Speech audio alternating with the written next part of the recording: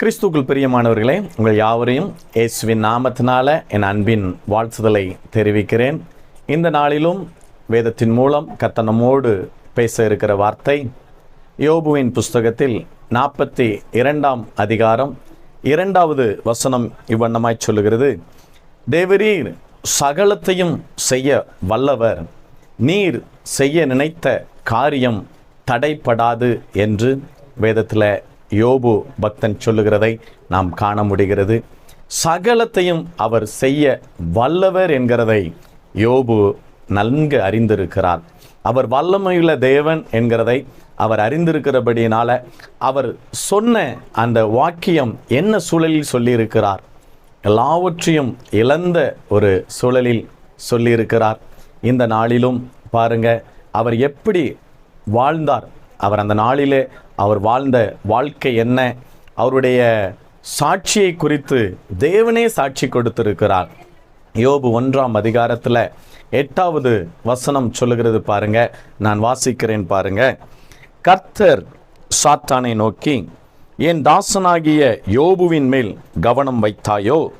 உத்தமனும் சன்மார்க்கனும் தேவனுக்கு பயந்து பொல்லாப்புக்கு விலகுகிறவனுமாகிய அவனைப் போல் பூமியில் ஒருவனும் இல்லை என்றார். இந்த யோபுவை போல கர்த்தருக்கு பயப்படுகிறவன் இந்த பூமியில் இல்லை, உத்தமன் இல்லை, சன்மார்க்கன் இல்லை என்று தேவன் சாட்சி கொடுத்திருக்கிறார். தேவனிடத்தில் சாட்சி பெற வேண்டுமேயானால் அவருடைய வாழ்க்கை எப்படிப்பட்டதாக இருந்திருக்கும்? கொஞ்சம் யோசித்து பாருங்களேன். அவருடைய வாழ்க்கை எவ்வளவாய் அவர் தன்னை பரிசுத்தமாய் காத்து கொள்ள கூடியிருக்கும், எவ்வளவாய் தேவ பக்தியாய் வாழ்ந்திருப்பார். அந்த தேவ பக்தியாய் வாழ்ந்த அந்த யோபு மனிதன் எவ்வளோ ஆசீர்வாதத்தோடு இருந்தவர் தெரியுமா? 7000 ஆடுகள், 3000 ஒட்டகங்கள், 500 ஏர்மாடுகள், 500 கழுதைகள் என்று சொல்லி அவருடைய மிருகத்தின் திரட்சி ஏராளமாய் இருந்தது. வேலையாட்கள் ஏராளமான வேலையாட்கள் என்று சொல்லப்பட்டிருக்கிறது. இவ்வளோ பெரிய ஒரு ஐஸ்வர்யவானாய் இருந்த அந்த தேசத்துல அவன் ஒரு பெரியவனாய் இருந்தான் என்று கர்த்தர் சொல்லி இருக்கிறார். பாருங்களேன், ஒரு பெரிய ஒரு வாழ்க்கை, ஒரு சாம்ராஜ்யத்தை கட்டி எழுப்புகிறவராய் ஒரு நல்ல ஒரு வாழ்க்கை வாழ்ந்து கொண்டிருந்திருக்கிறார். தேவ ஜனங்களுக்காக இருந்தாலும் சரி, அந்த கிராம ஜனங்களுக்காக இருந்தாலும் சரி, அந்த தேசத்து பட்டணத்தின் ஜனங்களுக்காக இருந்தாலும் சரி, நன்மை செய்கிறவனாய் இருந்தான் என்று யோபுவை குறித்து சொல்லப்பட்டிருக்கிறது. அது உத்தமன் என்று சொல்லப்பட்டிருக்கிறது. இந்த நாளில் இப்படிப்பட்டவருக்கு ஏன் இப்படிப்பட்ட ஒரு சோதனை வர வேண்டும் என்று அநேகர் கேட்பார்கள். யோபுவின் சோதனை யாவரும் அறிந்தவைகள்தான். யோபுவை சாத்தான் சோதிக்கும்படி தேவனிடத்தில் அனுமதி கேட்டான் என்று சொல்லப்பட்டிருக்கிறது. தேவனும் அதற்கு அனுமதி கொடுத்திருக்கிறார். அவருடைய உத்தமம், அவருடைய நீதி, அவருடைய காரியங்களை அறியும்படியாக்க அவருடைய சாட்சிகளை பாருங்க. யோபுவுக்கு இவ்வளவாய் சாட்சி கொடுக்க வேண்டுமேயானால் யோபுவையும் கர்த்தர் அறிந்திருக்கிறார். பாருங்களேன், என் பிள்ளை சத்துரு முன்பதாக தோற்று போக மாட்டான் என்கிறதை, சத்துருக்களுக்கு முன்பதாக வெட்கப்பட்டு போக மாட்டான் என்கிறதை கர்த்தரும் அறிந்திருக்கிறார். ஆகையால் தான் அந்த யோபுவும் பாருங்க, தேவனை குறித்து, அவருடைய வல்லமையை குறித்து, தேவரீர் நீ சகலத்தையும் செய்ய வல்லவரப்பா, நீங்க செய்ய நினைத்தது தடைபடாது என்கிறதை அறிந்திருக்கிறேன் என்று சொல்லியிருக்கிறார். இந்த வார்த்தையை எந்த நேரத்தில் சொல்லுகிறார் தெரியுமா? 7000 ஆடுகள் சொல்கிறோம், 3000 ஒட்டகங்கள் சொல்கிறோம், 500 ஏர்மாடுகள் சொல்கிறோம், 500 கழுதைகள் என்று சொல்கிறோம். இதெல்லாவற்றையும் இழக்க கொடுத்த அந்த சமயத்தில் தான் அவர் சொல்லுகிறார். இது எல்லாவற்றையும் இழந்தாச்சு. அது மாத்திரமல்ல, வேலையாட்களை இழந்தாச்சு. எல்லாவற்றையும் 10 பிள்ளைகளோடு வாழ்ந்த அந்த யோபு மனிதனுக்கு, அந்த நீதிமானுக்கு வந்த துன்பம் தான். ஆகையால் தான் வேதத்தில் சொல்லப்பட்டிருக்கிறது, நீதிமானுக்கு வரும் துன்பங்கள் அநேகமாயிருக்கும் என்று வேதம் சொல்லுகிறது. நீதிமானாய் கர்த்தருக்காக வாழணும்னு பக்தி வைராக்கியமாய் நிற்க வேண்டும் என்று நினைக்கிறவர்களுக்கு அநேக துன்பங்கள் வருகிறது. ஆனால் அதுல பாருங்க, கர்த்தர் சொல்லுகிறார் பாருங்க, அந்த வாக்கியம் சொல்லப்பட்டிருக்கு. சங்கீதம் 34:19 நீதிமானுக்கு வரும் துன்பங்கள் அநேகமாய் இருக்குமாய், ஒன்றன் பின் ஒன்றாக அநேக காரியங்கள் எழும்பி எழும்பி எழும்பி வரலாம். ஆனால் அவை அனைத்து நின்று கர்த்தர் அவனை விடுவிப்பார் என்று சொல்லப்பட்டிருக்கிறது. நீங்களும் கூட இந்த சத்தத்தை கேட்டுக்கொண்டிருக்கிற பிரியமான சகோதரியே, சகோதரனே, நீங்களும் கர்த்தருக்கு பயந்து வாழ்கிறவர்களாய் இருக்கலாம்.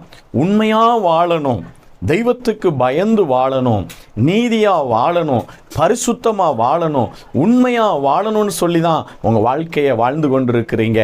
ஆனா துன்பங்கள் ஏராளமாய் பெருகி கொண்டிருக்கிறதே. நான் எவ்வளவுக்கு எவ்வளவு நான் பரிசுத்தமாய் வாழ நினைக்கிறேனோ அவ்வளவு கவலமாய் என்னுடைய பெயரை அவர்கள் கெடுக்க நினைக்கிறார்கள் என்று சொல்லி இந்த அநேகர் இந்த நிகழ்ச்சியை பார்த்து கொண்டிருக்கலாம், இந்த சத்தத்தை கேட்டு கொண்டிருக்கலாம். பக்தியாய் கர்த்தருக்காக பக்தி வைராக்கியமாக நிற்கிறேன்னு சொல்றீங்களா சபையில்? ஆனால் உங்களுக்கு விரோதமாய் பல காரியங்கள் எழும்பலாம். வேதத்திலும் பார்க்கலாம், பரிசுத்தமாக வாழணும்னு நின்ற யோசேப்புக்கு தான் வந்த துன்பங்கள், அவனுக்கு கிடைத்த தண்டனை பாருங்க எப்படிப்பட்டதாக இருந்தது. ஆனால் அந்த யோசேப்பை அப்படியே விட்டுவிட்டாரா? அந்த பரிசுத்தத்திற்காக அவர் நின்றவர், பக்தியாய் நின்றவர், தெய்வத்திற்கு விரோதமாய் நான் பாவம் செய்வது எப்படி என்று சொல்லி நின்றவரை அவர் அப்படியே விட்டுவிட்டாரா? யோசேப்பை உயர்த்தினார் அல்லவா? தானியேலை பாருங்களேன், அவர் தன் தெய்வத்தை தவிர மற்ற யாரையும் நான் வணங்க மாட்டேன்னு சொல்லி ஒரு பக்தியாய் நின்றவர். நான் ஆராதிக்கிற தெய்வம் அவர் பரிசுத்தம் உள்ளவர், அவர் ஜீவன் உள்ளவர், அவர் ஒருவருக்கே நான் ஆராதனை செய்வேன், மனிதர்களுக்கு என் வணக்கத்தையோ சிலைகளுக்கு என் வணக்கத்தையோ நான் செலுத்த மாட்டேன்னு பக்தியாய் நின்ற தானியேலுக்கு விரோதமாய் எழும்பி வந்த பிரச்சனைகள் நீங்க நன்கு அறிந்திருக்கிறீங்க. பாருங்க, 120 தேசத்தின் அதிபதிகள் இருந்தாங்க, 3 பிரதானிகள் இருந்தாங்க. அந்த 3 பிரதானியில ஒருவன் தான் தானியேலாய் இருந்தார். ஆனால் இந்த தானியேல்கிட்ட எப்படியாவது இந்த பிரதானிகள்லாம் நினைக்கிறாங்க, ஏதாவது ஒரு குற்றம் கண்டுபிடிச்சிடணும், ஏதாவது ஒரு குற்றத்தை கண்டுபிடித்து இவனுடைய பெயரை ஒரு கரைப்படுத்த வேண்டும், இவனை அசிங்கப்படுத்த வேண்டும், இவனுடைய செயல்கள் எல்லாமே நீதியாய் விளங்குகிறது என்று சொல்லி அவனை களங்கப்படுத்துவதற்காக ஒரு கூட்டங்கள் அவனைப் போல பிரதானிகள் அவனுக்கு விரோதமாய் எழும்பினார்கள். அவனுக்கு வராத துன்பமா? கொஞ்சம் யோசித்து பாருங்களேன். கர்த்தரை தான் ஆராதித்து கொண்டிருந்தார், அவரையே தெய்வமாய் கொண்டிருந்தார். இந்த உலகம் எக்கேடு கெட்டு போனாலும் சரி, நான் என் தெய்வத்தை ஆராதிப்பேன் என்று சொல்லி முழு மனதோடு ஆராதித்து கொண்டிருந்த தானியேலுக்கு வந்த பிரச்சனை என்ன? நீங்க நன்கு அறிவீங்க. அவனுக்கு கிடைத்த தண்டனை சிங்கக்கேபி. பாருங்களேன், அவன் ராஜாவினால் முத்திரை வைக்கப்பட்ட கல்லினால் வைத்து இனி இவன் வெளிவரக்கூடாது என்று சொல்லி சிங்கங்கள் இவனை சேதப்படுத்தட்டும் என்று சொல்லி சிங்கங்களுக்கு இரையாக அந்த தானியேல் ஒப்பு கொடுக்கப்பட்டான். இந்த தானியேல் எதற்காக குற்றம் செய்தவனா?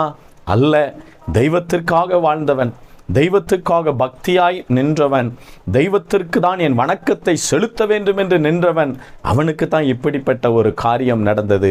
இன்றும் பிரியமானவர்களே, தெய்வத்திற்காக தானே நானும் நின்னேன், தெய்வத்திற்கு தானே என் தெய்வத்திற்காக தானே என் குடும்பம் நின்றது, என் பிள்ளைகள் நின்றார்கள், என் கணவன் நின்றார், என் மனைவி நின்றார்கள். ஏன் எங்களுக்கு இப்படிப்பட்ட ஒரு சூழல்? ஏன் எங்களுக்கு இப்படிப்பட்ட ஒரு அவப்பெயர்? எங்களுக்கு ஏன் இப்படி ஒரு கஷ்டங்கள் நஷ்டங்கள் என்று சொல்லி ஏக்கத்தோடு கவலையோடு இந்த நிகழ்ச்சியை பார்த்து கொண்டிருக்கிறீர்களா? கர்த்தர் உங்களோடு பேசி கொண்டிருக்கிறார். இந்த நாளிலும், இந்த நாளின் வாழ்க்கையில் இது எப்பமோ நடந்த சம்பவம். இன்று உலகத்தில் நவீன காலங்கள் வந்துட்டு பெருகிட்டு, அது பெருகிட்டு, இது பெருகிட்டு, ஆனாலும் பாருங்க, மனிதர்கள் இன்றும் கிறிஸ்து இயேசுவுக்குள்ளதாக பக்தியாய் நடக்க வேண்டும் என்று நிற்கிறவர்களுக்கு துன்பப்படுவார்கள் என்றுதான் தீமோத்தேயுல தெளிவாய் சொல்லப்பட்டிருக்கிறது. 2 தீமோத்தேயின் புஸ்தகம் 3ஆம் அதிகாரம் 12வது வசனம் இவ்வண்ணமாய் சொல்லுகிறது பாருங்க. அன்றியும் கிறிஸ்து இயேசுவுக்குள் தேவ பக்தியாய் நடக்க மனதாயிருக்கிற யாவரும் துன்பப்படுவார்கள். பாருங்களேன், கிறிஸ்து இயேசுவுக்குள்ள தேவ பக்தியாய் நடக்கணும்னு மனதில் நினைச்சு நீங்க ஓடிக்கொண்டு இருந்தாலும் சரி, அவர்கள் துன்பப்படுவார்கள் என்று வேதம் சொல்லுகிறது.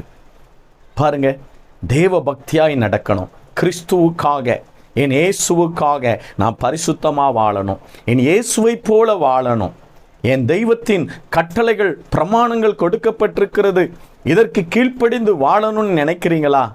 துன்பங்கள் வரும், துக்கங்கள் வரலாம். இதை அனைத்திலும் இருந்து யோபுவை விடுதலையாக்காமல் இல்லை, தானியேலை விடுதலையாக்காமல் இல்லை, ஷாத்ராக் மேஷாக் ஆபேத்நேகுவை விடுதலையாக்காமல் இல்லை. அவர் விடுதலையாக்கினார். அதே தேவன்தான் இன்றும் நாம் ஆராதித்து கொண்டிருக்கிற ஜீவனுள்ள தேவனாய் இருக்கிறார். உங்களையும் என்னையும், உங்கள் உபத்திரவத்தையும், நீங்கள் கிறிஸ்துவுக்காக நின்றதையும், பரிசுத்தவான்களுக்கு செய்ததையும், செய்து வருகிறதையும் அவர் மறந்து விடுகிறதற்கு அநீதியுள்ள தெய்வம் அல்லவே. மறந்து விடுகிறதற்கு அவர் அநீதியுள்ள தேவன் அல்ல. இன்று நீங்கள் செய்த, கிறிஸ்துவுக்காக நின்றது, கிறிஸ்துவுக்காக அடிப்பட்டது, தெய்வத்திற்காக பாடுபட்டது, அவமானப்பட்டது, மத்தேயுல அழகாய் அந்த மலை பிரசங்கத்தில் இயேசுவானவர் தன் வாயினால் சொல்லியிருக்கிறார். கிறிஸ்து இயேசுவுக்காக, இயேசுவின் நாமத்தின் நிமித்தம், என் நாமத்தின் நிமித்தம் உங்களை நிந்தித்து பலவிதமான தீமையான மொழியையும் உங்கள் பேரில் பொய்யாய் சொல்லுவார்களே, ஆனால் நீங்கள் பாக்கியவான்கள், நீங்கள் பாக்கியவதிகள். இயேசுவுக்காக உங்களை அடிச்சிட்டாங்களா? இயேசுவுக்காக ஒரு வார்த்தையை சொல்லி பேசிட்டாங்களா? உங்களை அவமானப்படுத்திட்டாங்களா? கிறிஸ்துவுக்காக அவமானப்பட்டு நிற்கிறீங்களா? ஆலயத்து நிமித்தம் அவமானப்பட்டு நிற்கிறீங்களா? ஏதோ ஒரு காரியம், மிஷினரி ஊழியத்திற்காக மிஷினரிகள் என்ற எத்தனையோ அவமானத்தை, ஆடையை களைந்து விட்டு பாருங்க, நம்முடைய இயேசுவே, அருமை இரட்சகர் இயேசுவே, அவர் நிர்வாணமாய் தொங்கினார். நமக்கு நல்ல வஸ்திரத்தை கொடுப்பதற்காக, நமக்கு ஒரு நல்ல வாழ்க்கையை கொடுப்பதற்காக அவர் நிர்வாணமாய் தொங்கினார். அந்த இயேசுவானவருக்காக நீங்கள் இன்று அவமானப்படுத்தப்படுகிறீர்களா? நிச்சயமாகவே இந்த நாளில் கர்த்தர் உங்களோடு பேசுகிற வார்த்தை, அவர் உங்களை ஒருபோதும் கைவிட மாட்டார். அவர் உங்களை ஒருபோதும் கைவிட மாட்டார். எந்த இடத்துலலாம் அவமானப்பட்டீங்களோ, எந்த இடத்துல எதையெல்லாம் இழக்க கொடுத்தீங்களோ, இயேசுவுக்காக இழக்க கொடுத்திருக்கிறீங்களோ, சத்துருவானவன் உங்கள்கிட்ட இருந்து எதெல்லாம் பிடுங்கி கொண்டு போனானோ அதை அனைத்தையும் இந்த நாளில் உங்களுக்கு இரட்டிப்பாய் தர தேவன் போதுமானவராய் இருக்கிறார். தேவன் போதுமானவராய் இருக்கிறார். அவர் வல்லமையுள்ள தேவனாய் இருக்கிறார். இன்றும் கூட பிரியமான சகோதரியே, சகோதரனே, இந்த சத்தத்தை கேட்டுக்கொண்டிருக்கிற யாராய் இருந்தாலும் சரி, கர்த்தர் இந்த நாளில் உங்களுக்கு ஒரு அற்புதங்களை செய்வார், உங்களுக்கு ஒரு அதிசயங்களை செய்வார். தேவாதி தேவன், அருமை இரட்சகர் இயேசுவுக்காக பாடு அனுபவித்த உங்களுக்கு எதையெல்லாம் இழந்து இருக்கிறீங்களோ, இந்த சத்தத்தை, நிகழ்ச்சியை கேட்டுக்கொண்டிருக்கிற, என் சத்தத்தை கேட்டுக்கொண்டிருக்கிறவங்க எதையெல்லாம் இழந்திருக்கிறீங்களோ, யோபு இழந்ததை போல நானும் இழந்திருக்கிறேன் சகோதரா என்று சொல்லுகிறீங்களா? இன்று யோபுவுக்கு எப்படி இரட்டத்தனையாய் கொடுத்தார்? யோபுவுக்கு ஒரு நம்பிக்கை இருந்தது. அவர் தேவ பக்தியாய் அவர் இருந்தவர், கடைசி வரைக்கும் பொறுமையோடு இருந்தவர் என்று வேதம் சொல்லுகிறது. ஆனாலும் அவர் சொல்லுகிறார், தேவரீர் நீ சகலத்தையும் செய்ய வல்லவர், நீ செய்ய நினைத்த காரியம் தடைப்படாது என்று நான் அறிந்திருக்கிறேன். அவர் யோபுவை குறித்து செய்ய நினைத்த காரியங்கள் தடைபடாதபடிக்கு அவருடைய கண்கள் அவரை கண்டது. அவருக்கு எதெல்லாம் இழந்தாரோ எல்லாவற்றை இழந்து, 10 பிள்ளைகளை இழக்கணும்னா கொஞ்சம் யோசித்து பாருங்க. வளர்த்த மிருகங்கள், தன்னுடைய ஆசிகள், தன்னுடைய ஐஸ்வர்யங்கள் எல்லாவற்றையும் ஒரே நாட்களில் இழக்க கொடுத்து அந்த தேசத்தில் பேர் பெற்றவனாய் இருந்தவன், அந்த தேசத்தில் பேர் பெற்றவனாய் இருந்தவன்.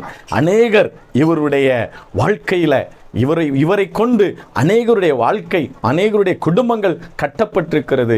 இன்று என்னுடைய குடும்பம் ஒரு இடிக்கப்பட்ட நிலையில் இருக்கிறதே என்று சொல்லி இந்த செய்தியை கேட்டுக்கொண்டிருக்கிற நீங்களும் யோபுவை போல, என்னுடைய குடும்பம் ஒரு இடிக்கப்பட்ட நிலையில் இருக்கிறது, எல்லாவற்றையும் இழந்த நிலையில் இருக்கிறேன், இதெல்லாம் திரும்ப கிடைக்குமா? அது எப்படி முடியும்? நான் இந்த நிலைக்கு மறுபடியும் வர முடியுமா? எந்த ஒரு சந்தேகமும் இல்லாதபடி இந்த வார்த்தையை கேட்பீங்கன்னா, ஒருவேளை சந்தேகத்தான் பட்டு இருந்தேன், இனிலாம் எனக்கு ஒரு வாழ்க்கை இல்லை, இனி எப்படி நான் மேலே வளர்ந்து, இனி நான் எப்படி இழந்ததை எப்படி சம்பாதிக்க முடியும்? இந்த கேள்விக்குறியோடு நீங்கள் இருப்பீர்களே, ஆனால் உங்களுக்கு பதில் என்ன தெரியுமா? யோபுவை ஆசீர்வதித்த தேவன் யோபு என்ன சொல்லுகிறார்? தேவரீர் சகலத்தையும் செய்ய வல்லவர், அவர் உங்களுக்காக சகலத்தையும் செய்ய வல்லமையுள்ள தேவனாய் இருக்கிறார். வல்லமையுள்ள தேவனாய் இருக்கிறார். சகலத்தையும் செய்ய வல்லவர். அவர் செய்ய நினைத்த காரியம் தடைப்படாது. அவர் செய்ய நினைத்த காரியம் இந்த நாளில் தடைபடாதபடிக்கு உங்களுடைய வாழ்க்கையில் நிறைவேற்றப் போகிறார். ஒருவேளை நீங்கள் ஒரு காரியங்களை செய்திருக்கலாம், நீங்கள் பல காரியத்தை செய்து தடையோடு இருக்கலாம், தடைப்பட்ட காரியங்களாக இருக்கலாம். எதெல்லாம் செய்ய நான் நினச்சேனோ அதெல்லாம் இப்போ தடையாக மாறுத. ஒரு நாட்களில் என் கையின் பிரயாசங்கள் ஆசீர்வதிக்கப்பட்டதாக இருந்தது. நான் எதை செஞ்சனோ அது ஆசீர்வாதமாக இருந்தது. என்னெல்லாம் பிரயாசப்படுறனோ அந்த பிரயாசத்தில் என் கையின் கிரியைகளை ஒரு ஆசீர்வாதத்தை கண்டேன். இன்னைக்கு நான் எந்த ஒரு பிரயாசமும் செய்ய முடியாத நிலையில் இருக்கிறேனே, தடைப்பட்டதாக இருக்கிறது என்று யோசிக்கிறீங்களா? ஆனால் அவர் ஒன்றை செய்ய போகிறார். நீங்கள் செய்கிறது, நீங்கள் எடுத்த பிரயாசங்கள் இன்று வாய்க்காமல் இருக்கலாம், எல்லாம் தடையாக இருக்கலாம். ஒருவேளை சத்துரு சூறையாடி கொண்டு போயிருக்கலாம், பொல்லாத மனிதர்கள் சூறையாடி கொண்டு போயிருக்கலாம், உங்களுக்கு விரோதமாக எழும்பின ராஜ்யங்களாக இருக்கலாம், உங்களுக்கு விரோதமாக எழும்பின பில்லி சூனியங்களாக இருக்கலாம், உங்களுக்கு விரோதமாக எழும்பின மாந்திரிகங்களாக இருக்கலாம். இந்த நாளில் கர்த்தர் உங்களுக்கு சொல்லுகிறார், இஸ்ரவேலுக்கு விரோதமான குறி சொல்லுதல் இல்லை, யாக்கோபுக்கு விரோதமான மந்திரவாதம் இல்லை. அவர் சகலத்தையும் செய்ய வல்லவர். அவர் செய்ய நினைத்த காரியம் தடைப்படாது. இந்த யோபுக்கு அப்படித்தானே? பாருங்க, எதெல்லாம் இழந்தாரோ அதை அனைத்தையும் ரெட்டிப்பாய் பெற்றுக்கொண்டார். ரெட்டிப்பாய் பெற்றுக்கொண்டார். அதே தேவனை தான் நீங்களும் நானும் ஆராதித்து கொண்டிருக்கிறோம். கிறிஸ்துவுக்காக இழந்தேன்னு சொல்றீங்களா? இயேசுவுக்காக இழந்தேன்னு சொல்றீங்களா? நீதிக்காக நின்னேன், பக்திக்காக நின்னேன், பரிசுத்தத்துக்காக நின்னேன், உண்மைக்காக நின்னேன் என்று சொல்றீங்களா? உத்தமத்தில் நான் நின்னேன், இன்று எனக்கு வந்திருக்கிறது அவப்பெயர்னு சொல்றீங்களா? இந்த பெயரை தான் மாற்றி காண்பிப்பார் தேவன். எந்த இடத்துல பெயர்கள் அவமதிக்கப்பட்டதோ, எந்த இடத்துல உங்களுடைய நீதி எடுபடாமல் போனதோ, எந்த இடத்துல உங்கள் உத்தமத்துக்கு ஒரு சோதனை வந்ததோ, அந்த சோதனையின் முடிவு ஜெயமாய் மாறும். தானியேலின் காரியம் ஜெயமாய் இருந்ததென்று பார்க்கிறோம் அல்லவா? அதே தேவன் இன்றும் ஜீவனுள்ளவராய் இருக்கிறார். இன்னும் ஒரு வசனத்தை நான் பார்க்கிறேன். பாருங்க, யாக்கோபு 4ஆம் அதிகாரத்தில் 12வது வசனம் சொல்லுகிறது, அவரே ரட்சிக்கவும் அழிக்கவும் வல்லவர். அவரே ரட்சிக்கவும் அழிக்கவும் வல்லவர் என்று வேதத்தில் தெளிவாய் சொல்லப்பட்டிருக்கிறது. இந்த நாளில் ரட்சிக்கவும் என்று சொல்லும் பொழுது விடுவிப்பதற்காக அவர் வல்லவராயிருக்கிறார். உங்களை விடுவிப்பதில் வல்லவராயிருக்கிறார். ஏதோ ஒரு காரியத்தில் அடிமைத்தனத்தில் இருக்கிறீர்களா? பாவ அடிமைத்தனத்தில் இருக்கிறீர்களா?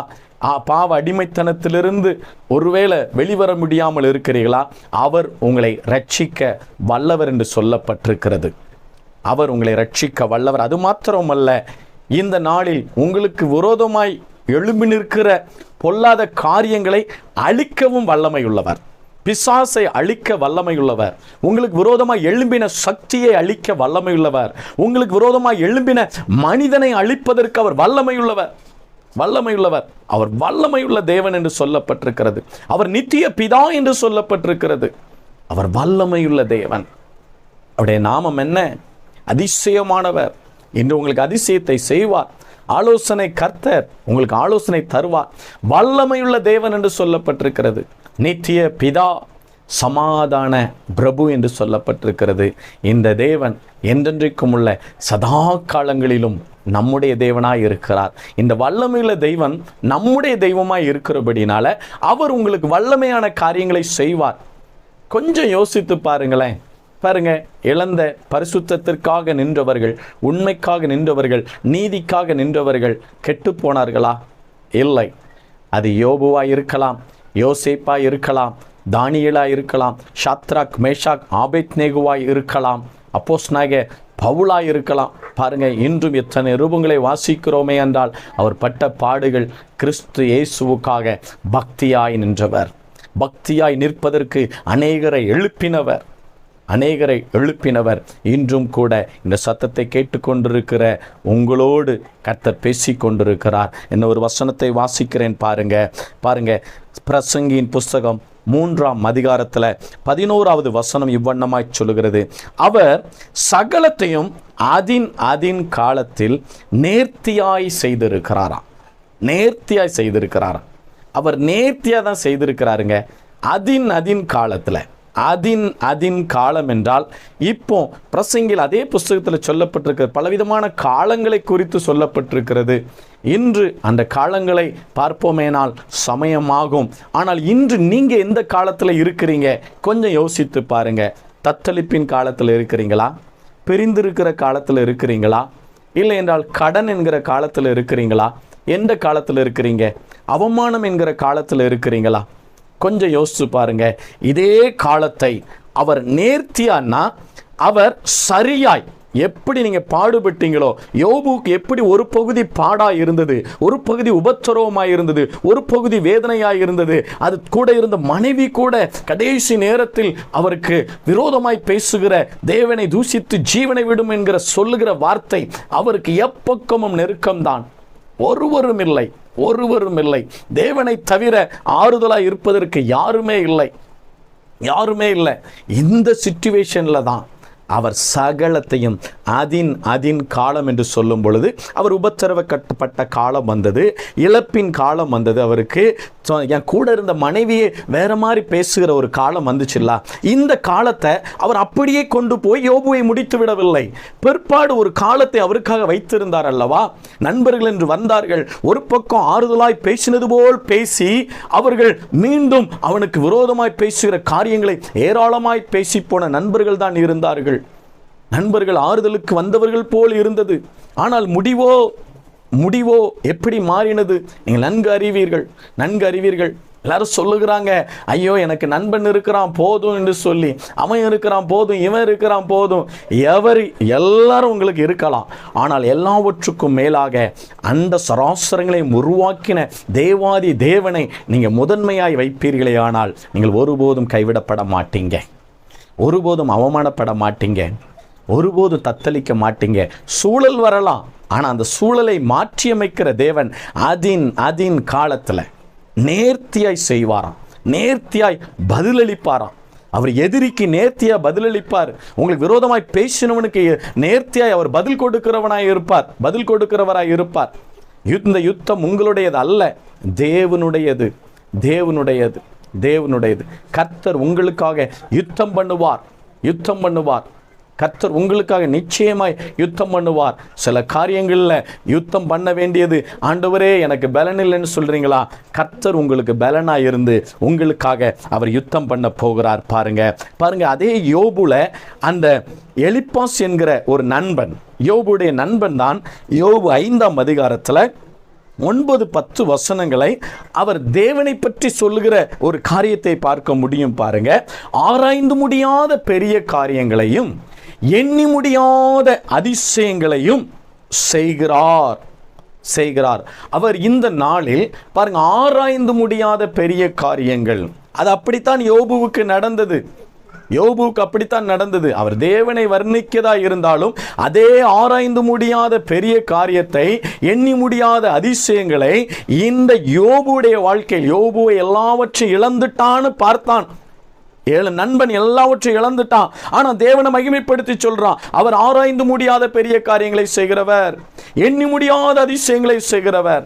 அந்த காரியத்தை, ஆராய்ந்து முடியாத பெரிய காரியத்தையும் எண்ணி முடியாத அதிசயங்களையும் இந்த யோபுவுக்கு செய்ததை இந்த எலிப்பாசுடைய கண்கள் கண்டதே. ஏன் இந்த எலிப்பாசுடைய தேவன் இந்த எலிப்பாஸ் மேல கோபமாய் இருந்தார். ஏன் அந்த கோபத்தையே, தேவனுடைய கோபத்தையே இந்த யோபு தான் மாற்றினார் என்று சொல்லப்பட்டிருக்கிறது. பிரியமான சகோதரியே, சகோதரனே, இந்த நாளிலும் நண்பர்கள் விரோதமாய் இருக்கலாம். ஒரு கூட்டம் உங்களுக்கு ஆதரவாய் இருந்த கூட்டம் கூட இந்த நாளில் எதிர்த்து நிற்கலாம். கர்த்தர் சொல்லுகிற வார்த்தை, உங்களுக்காக ஆராய்ந்து முடியாத பெரிய காரியங்களை, எண்ணி முடியாத அதிசயங்களை செய்வார். எண்ணி முடியாத அதிசயங்கள், கர்த்தர் எனக்கு எண்ணி முடியாத அதிசயங்களையும் அற்புதங்களையும் செய்திருக்கிறார், இன்னும் செய்வார். அந்த நம்பிக்கையில் நாங்கள் பயணத்தை தொடர்ந்து கொண்டிருக்கிறோம். அதே தேவன் ஜீவன் உள்ளவராய் இன்று சோர்ந்து போய் இருக்கிற உங்களுக்கு உங்கள் பயணத்தை தொடர தேவன் அருள் புரிவார். இந்த நாளில் கர்த்தர் ஒரு காரியத்தை உங்களுக்கு, அதிசயங்களையும், எண்ணி முடியாத அதிசயங்களையும் அற்புதங்களையும் செய்வார் என்று நான் தேவனுடைய ஜீவனை கொண்டு சொல்லுகிறேன், எண்ணி முடியாத அதிசயங்களை கர்த்தருக்காக நின்றிருப்பீங்கன்னா யோபுவுக்கு செய்த தேவன் உங்களுக்கும் செய்ய வல்லவராயிருக்கிறார். உங்களுக்கு செய்ய அவர் போதுமானவராயிருக்கிறார். பாருங்க, அதிலே 10வது வசனம், யோபு 5ஆம் அதிகாரத்தில் 10வது வசனம் இவ்வண்ணமாய் சொல்லுகிறது பாருங்க. தாழ்ந்தவர்களை உயரத்தில் வைத்து துக்கிக்கிறவர்களை ரட்சித்து உயர்த்துகிறார். தாழ்ந்தவர்களை என்ன செய்ய போறாராம்? இன்று உயரத்தில் வைக்க போறாராம். தாழ்ந்தவர்களை உயரத்தில், நீங்க எதுலெல்லாம் தாழ்ந்து போயிருக்கிறீங்க, இன்று கர்த்தர் உங்களை உயர்த்தி வைப்பார். கர்த்தர் உங்களை உயர்த்தி வைப்பார். என்னென்ன காரியத்தில் தாழ்ந்து போயிருக்கிறீங்களோ அந்த காரியத்தில் தேவன் உங்களை உயர்த்துவார். துக்கிக்கிறவர்களை ரட்சித்து உயர்த்துகிறார். துக்கித்து இருக்கிறவங்க, என்ன காரியத்தில் துக்கத்தோடு இருக்கிறீங்களே, எதை குறித்து துக்கத்தோடு இருக்கிறீங்க? பிள்ளையை குறித்தா, குடும்பத்தை குறித்தா, தொழிலை குறித்தா, நஷ்டத்தை குறித்தா, இல்லை என்றால் உங்கள் ரட்சிப்பை குறித்தா, எதை குறித்து? உங்கள் ஆவிக்குரிய ஜீவியத்தை குறித்தா, எதை குறித்து துக்கமாய் இருக்கிறீர்கள்? முன்பு நான் இப்படி இருந்தேனே, இப்பொழுது இப்படி இருக்கிறேனே என்கிற துக்கத்தில் இருக்கிறீங்களா? இந்த துக்கத்தை அவர் சந்தோஷமாய் மாற்றுகிற தேவன் சொல்லுகிறார், இந்த துக்கிக்கிறவர்களை ரட்சித்து உயர்த்துவாராம். ரட்சித்து உயர்த்துகிறவர் துக்கத்தோடு இந்த சத்தத்தை கேட்டுக்கொண்டிருக்கிறவர்களை விடுதலை பண்ணி, எந்தெந்த காரியத்தில் துக்கத்தில் இருக்கிறீங்களோ அதிலிருந்து விடுதலை பண்ணி உயர்த்துகிற தேவனாயிருக்கிறார்.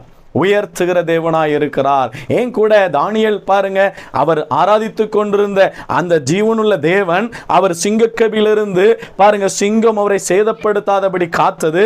அது மாத்திரமல்ல, இந்த காரியங்கள் எல்லாம் முடிந்த பிற்பாடு அதே தரியுவின் ராஜாவினால் அவன் அந்த மாகாணத்திலே உயர்த்தப்பட்டான் என்று பார்க்கிறோம் அல்லவா? உயர்த்தப்பட்டான் என்று பார்க்கிறோம் அல்லவா?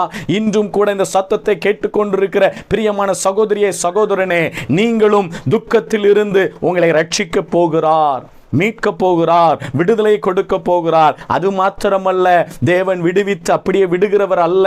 இவ்வளவு நாள் பட்ட பாடுகள், இதற்கு பலன் வேணுமே.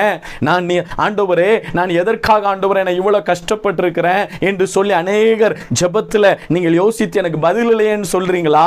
இந்த துக்கத்திற்கு சரியாய் உங்களை தேவன் உயர்த்தி கனப்படுத்த போகிறார். உங்களை ரட்சித்து, உங்களை விடுவித்து, உங்களை மீட்டெடுத்து, உங்களை ஆற்றி தேற்றி அரவணைத்து உயர்த்தி வைக்கிற தேவனாயிருக்கிறார். ஹல்லேலூயா! இந்த நாளில் இந்த சத்தத்தை கேட்டுக்கொண்டிருக்கிற பிரியமான சகோதரியே, சகோதரனே, நீங்கள் இன்று உயர்வை காணப்போகிறீங்க. துக்கத்தில் இருக்கிற உங்களுக்கு நிச்சயமாய் உயர்வு உண்டு. நாம் செபிப்போமா? சமயமாயிருச்சுது, நாம் செபிப்போம். கர்த்தருக்கு சித்தமானால் அடுத்த ஒரு வீடியோவில் நாம் சந்திக்க போகிறோம். தேவன் தாம் உங்களை ஆசீர்வதிப்பார். இப்பொழுது நாம் செபிப்போம். அன்பின் தகப்பனே, மை நன்றியோடு மை துதிக்கிறோம், மை ஸ்தோத்தரிக்கிறோம் சுவாமி. ஆண்டவரே, துக்கத்தோடு, வேதனையோடு, பாடுகளோடு இந்த சத்தத்தை கேட்டுக்கொண்டிருந்திருப்பார்களே, ஆனால் இவர்களை விடுவிக்கிறவர் நீர்தான் ஆண்டவரே. தானியேலை விடுதலை கொடுத்த தேவன், தானியேலுக்கு விடுதலை கொடுத்தது மாத்திரமல்ல ஆண்டவரே, இந்த தேசத்தில் ஒரு உயர்வையும் கொடுத்தீர் அல்லவா? அதே போல் பிரியமான சகோதரனே, சகோதரியே, பிரியமான ஆண்டவரே, யாராயிருந்தாலும் உங்களுக்கு தேவன் ஒரு உயர்வை கொடுத்து நடத்துவார். சோர்ந்து போகாதபடி இந்த சத்தத்தை கேட்டுக்கொண்டிருக்கிற ஒவ்வொருவருக்கும் இயேசுவின் நாமத்தினால ஒரு உயர்வு உண்டாகட்டும். இயேசுவின் நாமத்தினால தீங்கிலிருந்து இவர்கள் விடுதலையாக்கப்படட்டும். அப்பா, சங்கீதம் 90:15 சொன்னது போல, தேவரீர் எங்களை சிறுமைப்படுத்தின நாட்களுக்கும் நாங்கள் துன்பத்தை கண்ட வருடங்களுக்கும் சரியோ எங்களை மகிழ்ச்சியாக்கும் என்று மோசே ஜெபித்தது போல, பிரியமான சகோதரியே, சகோதரனே, சரியாய் உங்களை மகிழ்ச்சியாக்க போகிறார். நீ நினைப்பதற்கும் வேண்டிக் கொண்டதற்கும் அதிகமான காரியங்களை உங்கள் வாழ்க்கையில் செய்ய போகிறார், உங்கள் குடும்பத்தில் செய்ய போகிறார், உங்கள் பிள்ளைகளில் செய்ய போகிறார். உங்கள் வியாதிகள், கஷ்டங்கள், கண்ணீர்கள், துக்கங்கள், துயரங்கள் யாவற்றிலும் இருந்து உங்களை மீட்டெடுத்து ஒரு உயர்வை கட்டளையிட போகிறார். நம்பிக்கையோடு, விசுவாசத்தோடு இது கர்த்தருடைய வார்த்தை என்று சொல்லுகிற உனக்கு நிச்சயமாய் நிறைவான பலன் உண்டாகும், நிறைவான பலன் உண்டாகும். அவராலே நிறைவான பலனை நீ காணும் வரையிலும் கர்த்தர் உன்னை கைவிடுவதில்லை. Thank you Lord. இந்த சத்தத்தை கேட்ட ஒவ்வொருவரையும் வாழ்த்துகிறேன், ஆசீர்வதிக்கிறேன். தேவ கரம் கூட இருந்து நடத்தட்டும். சகல விதமான துதி, கனம், மகிமை உங்க ஒருவருக்கே செலுத்துகிறோம். மீட்பரும் இரட்சகருமாகிய இயேசுவின் இன்ப நாமத்தில் ஜெபிக்கிறோம் எங்க நல்ல அருமை பிதாவே. ஆமேன், ஆமேன். God bless you. கர்த்தர் உங்களை ஆசீர்வதிப்பார்.